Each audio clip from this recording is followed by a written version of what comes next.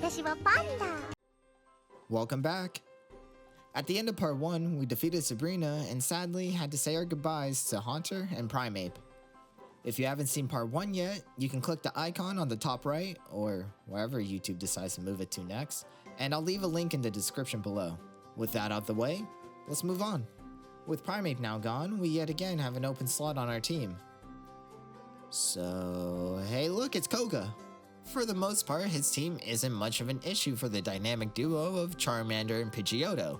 I say for the most part because there is one Mon that becomes a real pain to deal with, and that's his Muck. Not only can it tank a hit, but it has a particularly annoying moveset. One move in particular, Minimize, raises the user's evasiveness by 1 stage. Now it's really only a problem if we get unlucky and miss every single turn, but surely we're not that unlucky.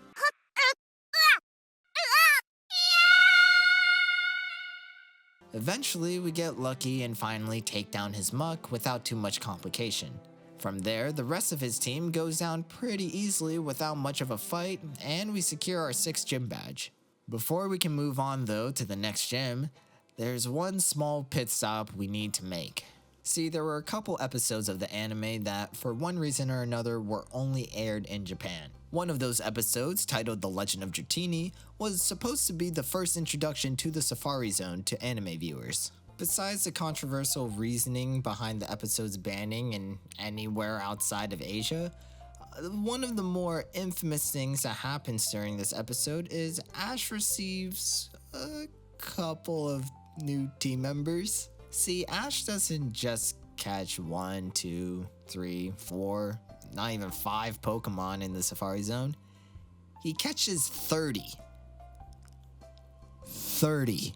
That's honestly really impressive for our boy Ash. I mean, remember, not too long ago he was struggling at catching a single Caterpie and couldn't even catch a Rattata or a Pidgey. And now he's in the Safari Zone and catches 30 Pokemon. Remember, the Safari Zone in Gen 1 has some of the best Pokemon in the entire game. Maybe he caught a Chansey, one of, if not the bulkiest Pokemon with one of the largest health pools in the whole game.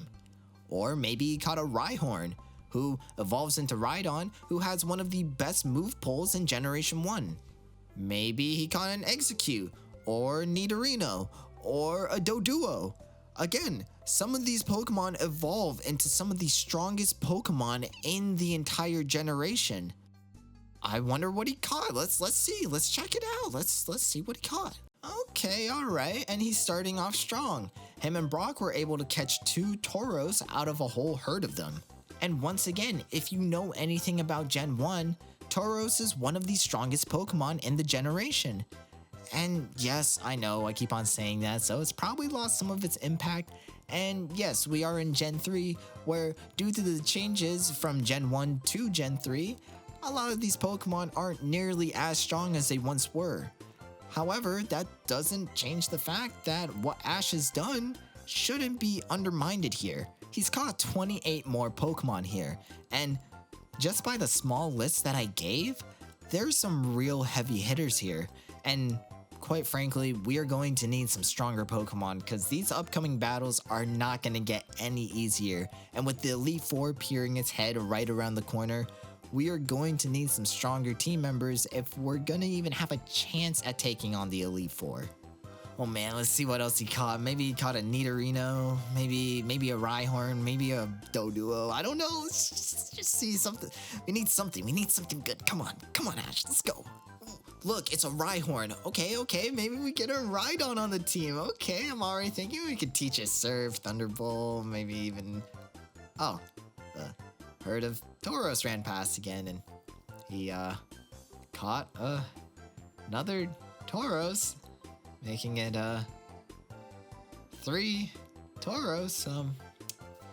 I mean, look, there's a Gyarados. Like, surely he catches it went back into the water. Oh, look, it's the Dragonair. It's the okay, maybe he can catch this. We get a Dragonite. Yo, let's go. Oh, wait, this is the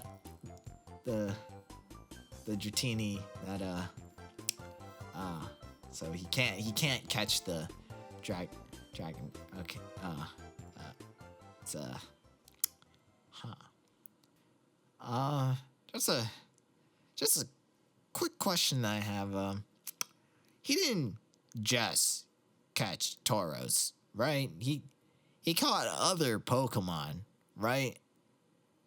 Like he caught 30 Pokemon, 27 other Pokemon, not including the 3 Tauros he just caught. So you know, surely he didn't just catch 30 Tauros. But what about the Chansey, the Nidorinos, the Rhyhorn that he just saw, right? Maybe, he attempts to catch the Rhyhorn again, or like a Doduo. Maybe we get a Dodrio or what about the eggs? Execute and the Executor and the come on.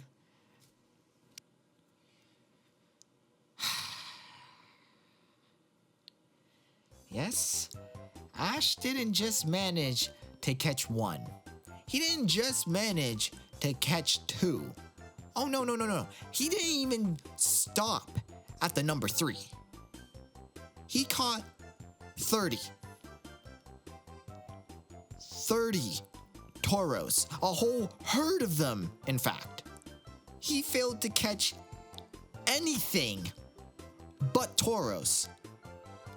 And not only did he catch a whole herd of Tauros,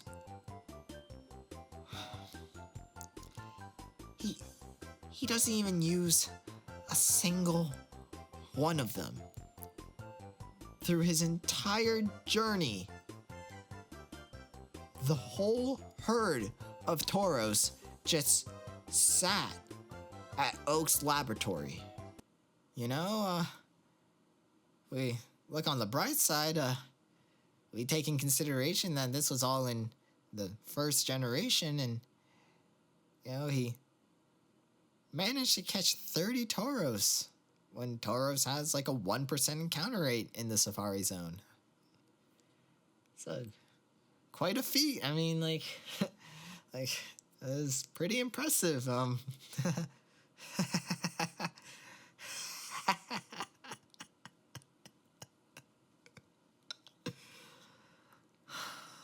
So since I value my own mental, I can't even say that. Do I really value my own mental? Anyway, since I just don't want to do it, I'm not gonna go out my way and catch 30 Tauros. I'm just gonna catch 1. It was already challenging enough because I kept on failing so many times. It has such a low encounter rate, so most of the time I was just running through the grass and looking for any sort of Tauros. I would just get Venonats and Nidorinos, and it just wasn't fun. It's becoming more of a chore just playing this game. Anyways, after all those attempts, we finally caught a Tauros and sent it straight to the PC box, just to sit there and never get God damn it, Ash. Fun fact, I actually wanted to catch 9 more, in total making 10 Tauros. But after how long it took to just catch 1 of them, I gave up. I'm sorry. I gave up. I just want to move on to the next gym and finally just get this dumb challenge over with. On the way to the next gym, Charmander finally evolves to Charmeleon, and then to Charizard after 50 levels. A little too late, but then again, this is the same team that still has 3 Pokemon that haven't even touched their second evolution, so who am I to complain about getting a new evolution? Now let's move on to the actual battle with Blaine. And just to rip the band-aid off right away, his ace Arcanine is an especially painful thorn in our side. On top of its already solid stats and having the ability Intimidate, its moveset is nothing to laugh at either. On one attempt, we get a lucky slash crit, and then he knocks himself out with recoil damage. And now we're able to take on his... Wait a minute, I remember you! And with that, we have gym badge number 7, the Volcano badge. Finally, after a whole year has passed since the start of our journey... Wait, I've been working on this video for a fucking year? We return to Viridian City to take on our last gym challenge. If you ever played through any of the Kanto games before, you'll know that Giovanni is the leader of this gym. However, in the show, Ash went up against Jessie, who used the Pokemon Giovanni left for the trio. Although we don't get to go up against them again, they do show up one last time before our battle with Giovanni. Although I would have appreciated if they were able to fit me out somehow, but I get it since there's not much room for the character models anyways. Now, I know in the actual gym fight, Ash used these 3 Pokemon, however he did bring Pikachu along for the fight near the end, so I decided to leave him in the party as well. However, I didn't use him in the actual battle. Okay, onto the fight itself. Giovanni is still rocking most of his original team, but if you noticed before the fight started, he has his signature Pokemon, Persian. And unlike the previous trend I just mentioned during our last gym battle, Giovanni doesn't just have one member we have to worry about. See, for the most part, Pokemon like Rhydon and Dugtrio aren't much to worry about. However, things get tricky with his other members, the duo of Nidoking and Nidoqueen. Both are well known to any veteran of the Kanto games, being Pokemon you can receive really early on and some of the strongest Pokemon that you can have throughout your whole journey. One of the main reasons why these two are so strong is because they have a really solid and vast move pool. In this case, it has a moveset with moves like Thrash, Earthquake, and Thunder, which in particular does double damage to 2 out of 3 of our team members we're using in this fight. Just great. Not like it really matters though, since it could basically one-shot our entire team without much thought or effort, but that's besides the point. On my first attempt, I got pretty lucky and his Nidoqueen and Nidoking missed 3 Thunders in a row total. However, I thought switching to Bulbasaur was the safe move, but instead that run ended when he used Thrash and it took out Bulbasaur with no problem. Eventually, after a few more attempts, we get another lucky start with Nidoqueen missing 2 Thunders, but instead of pivoting to Bulbasaur, I let Squirtle attempt to handle the Nidoking, and he just barely makes it out standing after he lands a Thunder, even leaving him in a state of paralysis. I switch to Pidgeotto afterwards, and she's able to take care of Dugtrio just fine. She probably could have also taken care of the rest of the team, but I wanted Bulbasaur to have his redemption since I felt that he hasn't really done much in terms of these gym battles. It almost came back to bite me though, cause I had no idea Persian's moveset before this and wasn't expecting the aerial ace, and it nearly killed another run. But luckily we landed the sleep powder, so now we should be all good. Thankfully, Giga Drain did enough damage, and with his Persian defeated, we obtained our 8th and final gym badge. And with that, we can now take on the part I've been dreading the most, the Pokemon League.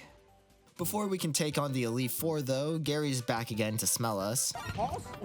Hold up! And he challenges us to a battle. I haven't talked much about Gary's team or really covered any of our battles much at this point, only merely mentioning each fight very briefly, and it's like I said earlier, these early fights with him aren't really much to talk about. But to catch you up to speed with his current roster, it's just the same team he was using in Yellow. He currently has a Sandslash, an Execute, Kadabra, and depending on if you won the first fight against him and if you fought him on Route 22 near the beginning of the game, he'll either have a Flareon, Jolteon, or Vaporeon, and even out his team with 2 of these 3 Pokemon. In my case, I kind of forgot to fight him on Route 22 because I was more focused on following the plot of the anime, but that's really no excuse. But anyways, he has a Cloyster, a Magneton, and Flareon to finish off his team. The main problem his team ran into was that their movesets prior to the rematch at Route 22 were pretty mediocre, But for the most part, these last two fights with him are, surprise, the toughest battles we'll have with him through the entire game. And while this fight wasn't really any different from our previous battles with him, after this battle is when nearly every Pokemon on every team we have to fight against can be considered a notable threat, instead of the typical team where the signature Pokemon is really the only noteworthy threat. Alright, enough waffling, let's just talk about this fight with Gary. He starts off with Sandslash, who I take down pretty easily, but not before he can brew up a Sandstorm. He then switches to Magneton, who is no match for Charizard, and goes down in one Flamethrower. Next up is Cloyster, who ends up getting paralyzed after landing a Razor Shell, and goes down with a single Thunderbolt. He sends Flareon out next, who gets really close to knocking out Squirtle with a single takedown, but he barely survives and gets a nice curve with Aqua Tail to take Flareon down. So far so good. Man, for a future champion, this guy's kinda too free, no? Surely this championship is as good as ours now. Anyways, his last two Pokemon, Execute and Kadabra, all get taken down without any real trouble, and with that battle out the way, after we get through Victory Road, we can finally take on the Pokemon League. In the show, the Pokemon League starts with the League Conference, which is a single-limb tournament where trainers compete in 3 separate rounds: the qualifiers, the preliminary, and the final round. The higher skilled trainers then move on to a smaller pool where the last trainer who defeated all other competitors goes on to the Champion League, which is the Pokemon League we know from the games that consists of the Elite Four members and the previous champion. As we all know, the Pokemon League in the games only consists of the Champion League part, while, spoilers, the conference was the only part shown in the anime, cause Ash kinda got knocked out by Richie. In this case, we can just use the team Ash used in the conference, which for some reason he brings 2 Pokemon he has never used before, on top of the 2 starters that still have yet to even touch their first evolution, and a Pokemon that doesn't listen to him the majority of the time. Honestly, a lot of people, including myself, harp on Ash for his really poor performance as a trainer at the beginning of the series, and kind of throughout the series, but that's besides the point. But it really goes to show the actual progression from Indigo League to his final season. Don't get me wrong, even for a beginner, Ash is, well, especially dumb. But working on this video gave me a little bit more of an understanding and retrospective, since I haven't watched the original show since I was in elementary school.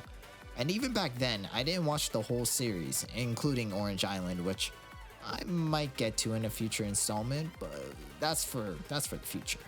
Although if I do end up continuing this series, it does take him a bit to get a pretty solid team going, but I don't know, I digress. It's time to tackle the most difficult part of this challenge by far, the Elite Four and the champion. First up, Lorelei. My strategy for this battle, if you can really call it that, is really just to utilize Kingler and the combo of Hone Claws and Guillotine/Strength. Hone Claws, which raises our attack and accuracy by a single stage, is here in place of Sword Stance, which I was originally going to use in combination of either Strength or maybe even Stomp, a more consistent move really. However, in Fire Red, you can't talk to the person who teaches it to you until after you beat the Elite Four, so yeah, it doesn't really help us here. Instead, I wanted to try something slightly different. I start by using 4 Hone Claws to get my accuracy up so Guillotine has a better chance of landing. Then, for our first 2 Pokemon, I use Guillotine to take them down. For our next 2 Pokemon, I opt into using Strength, and with the help from the earlier Hone Claws, I'm able to 2-shot her Slowbro and 1-shot her Jinx. As for her Lapras, we have a close call when she nearly takes her Kingler out with a single Ice Beam and heals with a Citrus Berry. But thankfully, we survive and take her out with 1 last Strength to take down our first Elite Four member. Up next is Bruno. I lead with Squirtle, who with help from Kingler can handle both Onixes with no problem. The main issue though comes with his fighting types. Even with Charizard with Air Slash becomes a bit troublesome when they know moves such as Sky Uppercut and Cross Chop. I opt into using Muck, who can tank their attacks pretty well, and then I'm able to spam Minimize, making it near impossible for them to land a hit on me. Then, after using Screech twice, our setup is done, and after a single Poison Jab, we're able to take down his Hitmonlee and Hitmonchan. His star Pokemon though, Machamp, with his high physical attack, can handle the majority of our team with no problem at all. I start by using Bulbasaur to put his Machamp to sleep, then after gaining some health with Giga Drain, I put him back to sleep and with Pikachu's help, take down his Machamp and with that, defeat the second Elite Four member. The third Elite Four member, Agatha, is by far our most challenging battle at this point in the game. Doesn't help she has not one, but two Gengars who, on top of having a monstrous special attack and moves that synergize well with it, both her Gengar and Haunter love to use Hypnosis, which can really cause a lot of attempts to die if we get really unlucky. I start with Kingler for her first Gengar, who handles her with ease with a single Crab Hammer. While that one's not too bad, it's her level 58 Gengar that we really have to worry about, who can outspeed even our Charizard. This singular Gengar right here killed so many runs due to it always starting with Hypnosis, and on top of having moves like Dream Eater and Shadow Ball, which in particular can two-shot Charizard. Eventually, we get the run, where she misses not one, but two Hypnosis, then goes for a desperate Shadow Ball, but we're still able to deal with her no problem. For her Haunter, she for some reason uses Mean Look, so Charizard is just able to one-shot her before things get any worse. 3 out of 4 of the members down, time for probably the hardest part of the run so far. The first two members, Gyarados and Aerodactyl, aren't much trouble. It's his pair of Dragonair and Dragonite that makes fighting this guy so dreadful. They all know Outrage, which can nearly one-shot Charizard and Muck. But even if we use moves like Ice Beam or Dragon Claw, at this point, we're kinda underleveled. For his first Dragonair, we get a crit with Dragon Claw and one-shot it after he uses Safeguard turn 1. As for his Dragonite, we have to somehow stall out 2 to 3 turns of Outrage so it can hopefully hit itself in confusion once Outrage is over. If it wasn't obvious, this battle single-handedly took the longest to beat so far throughout this whole challenge. With the first two battles and Agatha combined, it took a couple days of just straight grinding. Mainly because Agatha's team was giving me so much of a struggle, and honestly I was kinda getting really unlucky, even with her first Gengar on some attempts. So it took a bit to get a really good attempt going. With Lance and the final fight with Gary, it took me multiple months of on and off attempts, mainly because I kind of rage quit the game and kind of put this project on hold because I just couldn't get a solid attempt going for these two, specifically the fight with Gary, but we'll get to that very soon, don't you worry. For now though, we still have to take down Lance. After he gets confused from Outrage and we do some chip damage to him, we get a lucky burn with Flamethrower, and on top of the damage he takes from hitting himself in confusion, we're able to take him down with one last Dragon Claw. Again, his second Dragonair also knows Outrage, so we have to be a bit careful against this one as well. I use Air Slash this time to hopefully get his Dragonair to flinch, and then use Dragon Claw to take his final Pokemon down. With that, the fourth and final Elite Four member is defeated, and we can now move on to face the champion and our rival, Gary. At this point, due to multiple, obvious factors, most of our Pokemon get one-shotted by the majority of his team, even when considering type matchups, on top of also simply being outsped by them as well. Like his first Pokemon he sends out, for example, Sandslash. He outspeeds our Squirtle, Bulbasaur, and Kingler, and on top of that, we can't one-shot him. And since he loves to set up Swords Dance first turn and then use Earthquake right after, which one-shots both Squirtle and Bulbasaur, we have to use Kingler for this one. Looking back at it now, I probably could have used Sleep Powder to put his Sandslash asleep and taken him down without taking any damage. Wait. Actually, that kind of sounds a lot better than what I actually did. Anyways, after we take his Sandslash down, he sends his Magneton out. I have Mug set up Minimize, and then after he misses a Flash Cannon, we take him down without taking any damage. This fight's actually not going that bad so far. Anyways, next up is Executor, and although we weren't as lucky to come out of this one unscathed, we still managed to take him down with a single flamethrower. Up next is Cloyster, and this is where we start having some real issues. His Razor Shell can one-shot our Pikachu, and even against Bulbasaur, leaves him in the yellow after a single hit. I tried testing my luck with Bulbasaur, but he nearly got taken out in the process. After switching back to Pikachu, he misses his next Razor Shell, and thankfully this is one of the few instances where one of my Pokemon actually outspeeds one of Gary's, and we take him down with a single Thunderbolt. He sends out Flareon next, and this Flareon is what killed many, and I'm talking many attempts of mine. His Body Slam can one-shot nearly half of my team, and we barely do any damage back to him. He also knows Flare Blitz, which is no laughing matter as well. On this attempt, I wanted to see if I could combo Body Slam and Wild Charge to see if I could take it down without triggering his AI into using a full restore. And I kinda got lucky with a paralysis due to static. With one last Wild Charge, Flareon goes down and we're one Pokemon away from becoming the champion. Even though his last Pokemon, Alakazam, is probably his strongest Pokemon he has, for some odd reason, he only opts into using Future Sight. On the first attempt where I finally reached his Alakazam, I got him to use 2 full restores, cause I didn't expect him to simply only use Future Sight. I thought after he got my Charizard in the red, he would use a move like Psychic, so I switched in a desperate attempt to survive, but it just used Future Sight, again and again.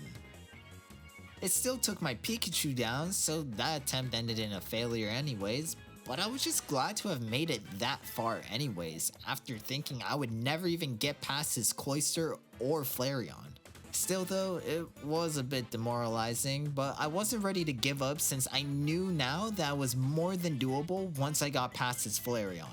On this attempt, I went for a flamethrower, and it leaves his Alakazam burned, and after his attempt to use Future Sight fails, again, with one last Earthquake, his Alakazam goes down, and with that, we defeated Gary without losing a single one of our members during the fight, and become the Pokemon champion.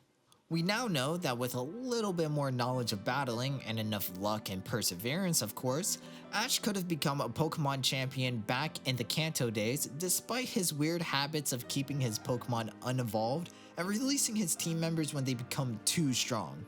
And with that, we can officially say this challenge is completed.